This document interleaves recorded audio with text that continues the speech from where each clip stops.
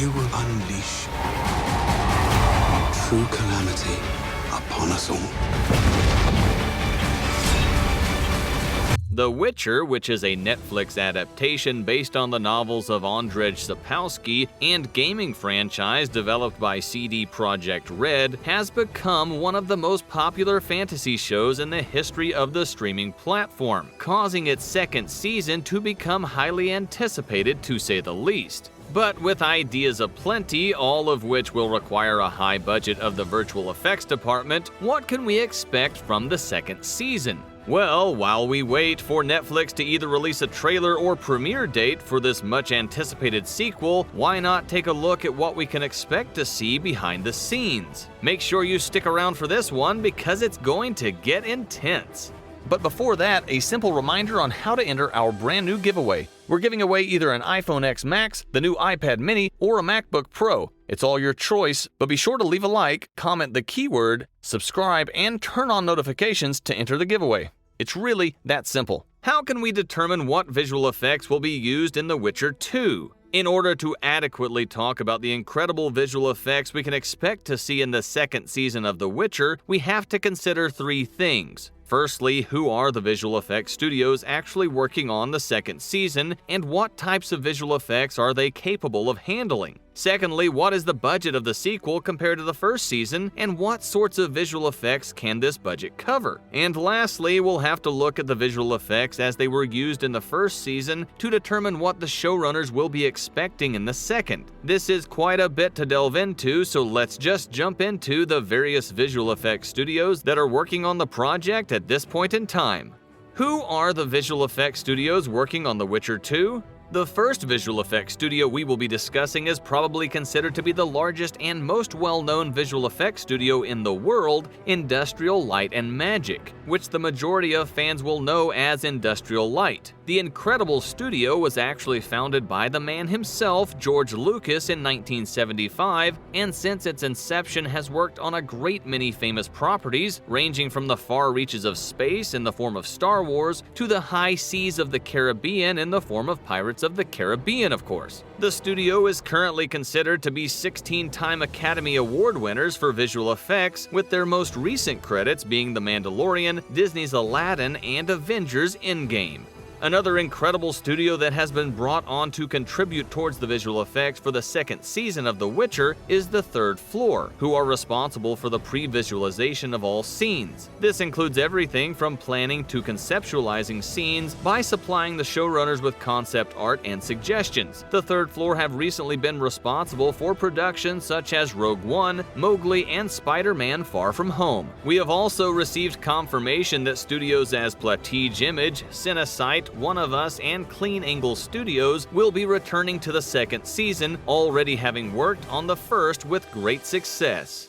Let's talk about the budget of the second season. Considering that the second season has not yet finished filming, it is next to impossible to determine the budget it has at its disposal. Figures like this are, after all, only released to the public after a series has been made available, so it might be some time before we can actually make statements that are backed up by evidence. We can, however, make assumptions based on information we do have. The first season of The Witcher, for example, operated on a budget of about $80 million and surprised fans by the amount of money it had invested in its special effects department. The cleanliness of the Kikamora and horrible sharpness of the Striga were heralded as being incredible achievements for a series that had not yet achieved popularity. Like any Netflix adaptation that achieves popularity, however, fans can expect a budget of almost double what was initially given to the property, and considering the appearance of Industrial Light and the Third Floor, the budget is going to have to be pretty huge. In fact, considering all of the above, the sky is pretty much the limit for what we can come to expect from the visual effects of the second season of The Witcher. Next up, the overarching world of The Witcher. The Witcher follows the story of Geralt of Rivia and takes place in a fantasy world full of magic and monsters. As such, it won't surprise you that a great deal of this world had to be created digitally from the production designer's initial concept art. This does not, however, mean that everything we saw in the first season was CGI, as the VFX department used a number of effects involving both full and partial CGI to recreate this world. In fact, to recreate a realistic version of a world, regardless of how magical it may be, great VFX artists need to consider how the laws of gravity and motion exist, how magic might influence or bend these laws, as well as how different monsters may appear in different environments. It is only by making use of a blend of natural and virtual shots that this can be achieved. So let's take a look at some examples as seen in the first season. When someone thinks of the first season of The Witcher, the scene that still stands out to be one of the greatest is where Geralt becomes the Butcher of Blaviken, cutting down Renfri and her thugs in a display of power and skill. But how were the showrunners able to bring us this fight? Geralt deflects a crossbow bolt mid-air and decapitates the head thug. After all, as far as I know, Henry Cavill is by no means a murderer. The first thing an intense fight scene like this requires is extensive training, which saw Henry Cavill being trained in the art of parrying and sword fighting, along with the stuntmen that he was fighting against. Whenever you see a blade pierce an enemy, this is nothing more than the actor stopping the blade just before it pierces or missing the target completely, with the stuntmen then reacting as if he had been stabbed. It is then up to the VFX department to work their magic to make it seem as if the blade had pierced the combatant. If this is shot well, it actually makes the job of the VFX department quite easy, as can be seen just before Geralt pins the head thug to the door with his sword. In actual fact, Henry Cavill has placed the sword at the side of the stuntman at an angle, with a visual effects artist just having to remove a portion of the blade. Clean the image up a bit with some blood and edging and you have a realistic looking stab. The decapitation a short while later is then done with a simple CGI head replacement, which would have probably looked terrible considering the budget of the series, but production was smart in having the head flicker just outside of the frame, meaning that the viewer was only able to see it for a second or two. And of course, the scene would have been absolutely nothing without the incredible costume design and weapon props that were supplied to the actors and stuntmen. All in all, one of the best scenes of modern television to date. Next, recreating the Kingdom of Sintra.